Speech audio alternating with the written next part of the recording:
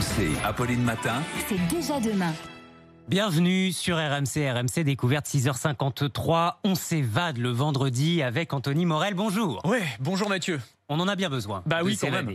On est un peu déprimé, paraît-il. En ce moment, c'est la saison. Le confinement n'a rien arrangé. Alors, quelques innovations. Des lunettes en carton. Qu'est-ce que c'est que ça? Parce qu'Anthony Morel arrive toujours avec tout de suite, on retrouve le sourire.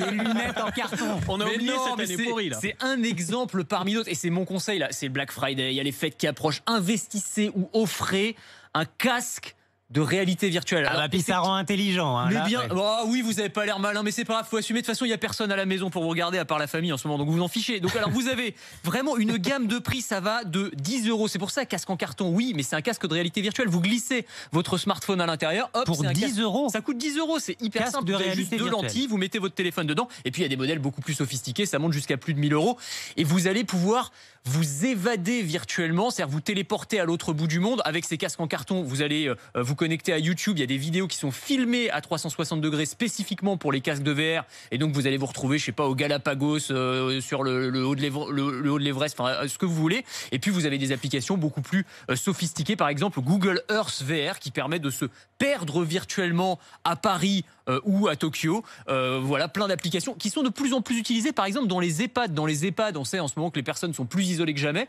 et donc il y a de plus en plus de casques qui s'invitent comme ça pour permettre aux personnes âgées de s'évader. Je trouve ça génial pour les enfants. On essaye en permanence de leur enlever les écrans. Bah la claque, on leur colle sur le visage et c'est parti. Tout de suite du mauvais esprit. Tout de suite. Alors tu sais, une application de plus, tu sais que c'est les voyagistes qui utilisent de plus en plus ces outils pour te permettre de te projeter dans tes futures vacances. C'est-à-dire que tu vas pouvoir visiter virtuellement l'hôtel que tu auras la chance d'aller visiter peut-être dans quelques mois.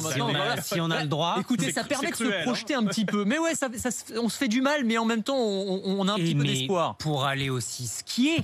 Virtuellement, puisqu'on n'a pas le droit. On n'a pas le droit. On n'a pas le droit, mais virtuellement, on peut. C'est-à-dire que vous êtes. Alors là, pour le coup, faut assumer effectivement, parce qu'il faut imaginer, vous êtes dans votre salon, vous avez le casque sur la tête, position fléchie, tout chousse, les bâtons dans les mains qui sont en fait des manettes. Jean-Claude Duss. Ouais, voilà, vraiment là, vous avez. Faut se mettre sur le balcon, du coup, faut avoir un peu froid. Ah bah oui, oui, sur le balcon c'est bien, puis les voisins peuvent profiter du spectacle en plus, donc c'est pas mal. Alors, il y a même une start-up française qui a mis au point un simulateur de ski, donc là c'est carrément un appareil d'arcade, donc devant un écran géant, et vous avez un système coulissant qui réplique le ski en slalom en fait, tout simplement. Ça marche aussi sans casque ou pas, toutes ces histoires? Alors sans casque c'est un petit peu plus compliqué, mais sans casque vous avez aussi des applications pour vous évader. Je pense à ceux qui télétravaillent et qui en ont marre d'avoir une vue monotone de chez eux.